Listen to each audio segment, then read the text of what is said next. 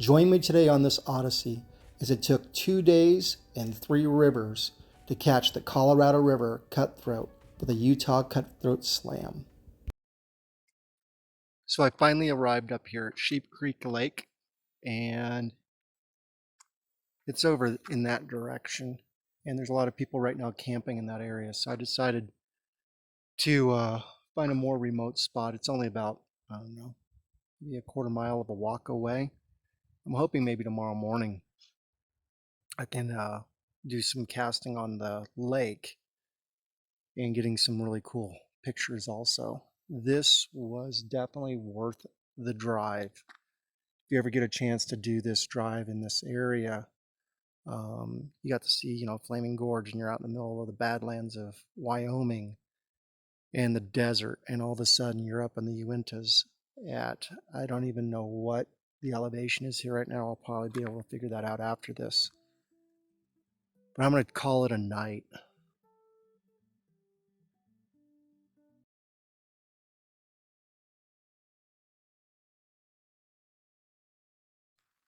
Good morning. It is Saturday.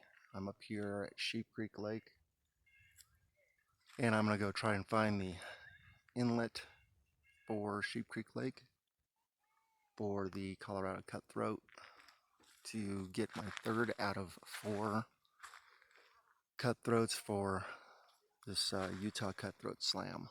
I have basically today and maybe a little bit tomorrow to try and get this thing completed.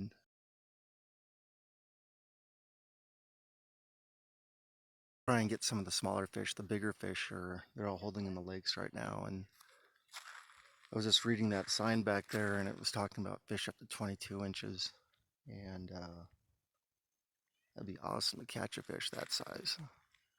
Don't get me wrong, but I just don't think that I have the backbone on my fly rod to handle that size of a fish for a cutthroat. So,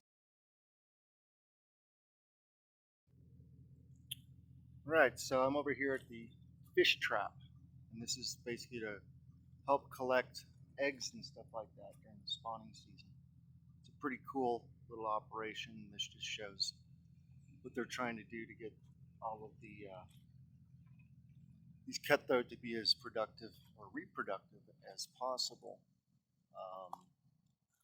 It's a pretty cool little system they got set up here. So basically the fish, they swim upstream in that direction, and the stream is running. They go up through that way, eventually that way. So I'm up here at Sheep Creek, and definitely looks cutthroaty. It's definitely some pocket water. It's probably going to be a little tough fishing. It's pretty thin right now, but I'm going to have to give it a try, right? Looking at the size of this part of the creek, I thought it had a little bit more water, at least up there by the bridge. And it definitely has water. It's a small pocket water. So instead of using a traditional fly rod, I'm going to go with the Tenkara, mainly because it's a little bit more manageable.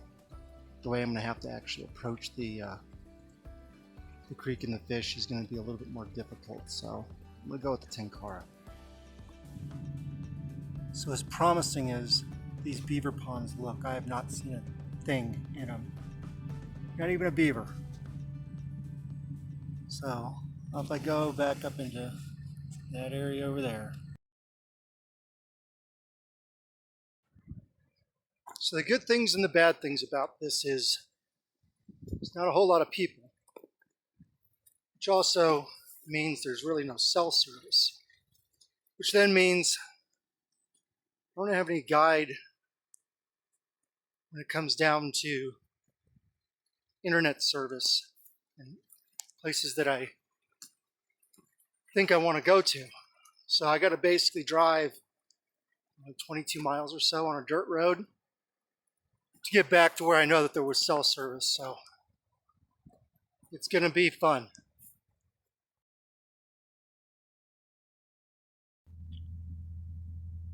Okay, so I just fished Beaver Creek. What little portion it was that is public access.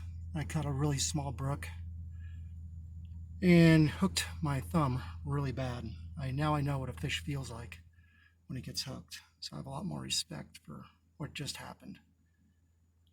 Luckily it was a barbless hook, and yeah. So I'm gonna go try and find this Henry's Fork. I gotta drive back in another probably 15 miles on a dirt road to get back to the highway to go up another 15 miles of a dirt road. So here we go. Today is Sunday, and tomorrow I have to be in an area where I have Wi-Fi, and I'm really just trying to catch these last two fish to get my Utah Cutthroat slam. And it's really frustrating.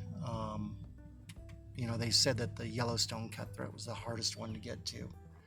What I'm finding is, though, that the Colorado River Cutthroat has actually been so far my most challenging, mainly because it's mainly on private property, in the places that, you know, do have some access. I haven't found a fish. So I'm heading back towards Lone Tree, back over to the northern Uintas. Just kind of making a backtrack, and we'll see how it goes. I'm just really frustrated. You know, a lot of fishable water, but it's mainly on private property. And unfortunately, you know, the rule is you got to find somebody to ask permission for. Well, out here there is really nobody out here. So I'm going to try a couple different places. Like I said, I'm frustrated. So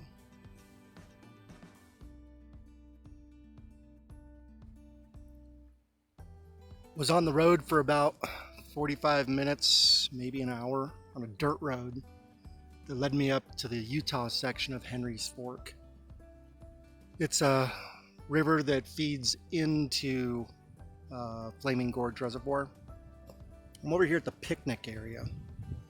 It's not a rough road, but I suggest it's full of washboard for about 7 or 8 miles. And the road itself is about 12 miles in, so go figure that.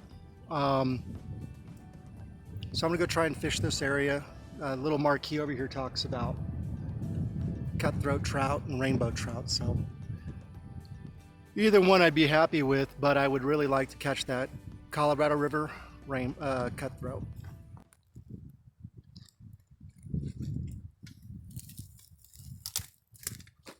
There it goes.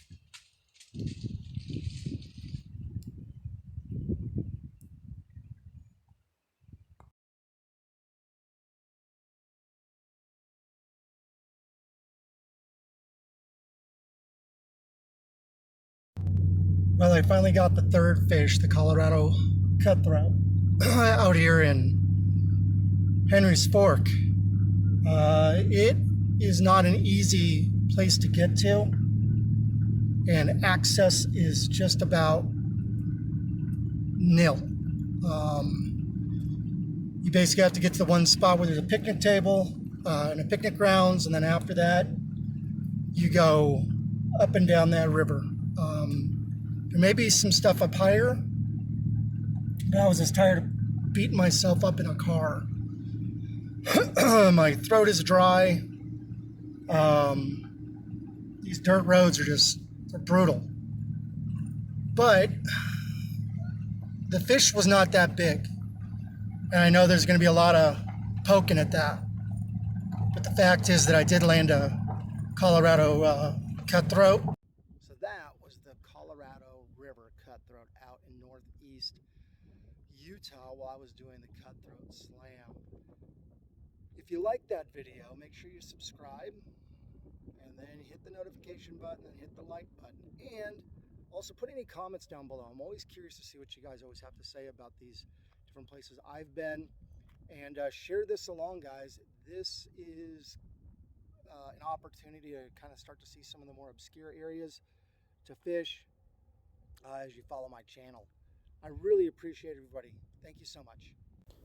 If you want more detailed information about this area, including suggested gear, flies, where to stay, and related links, be sure to go to flyfishingodyssey.com.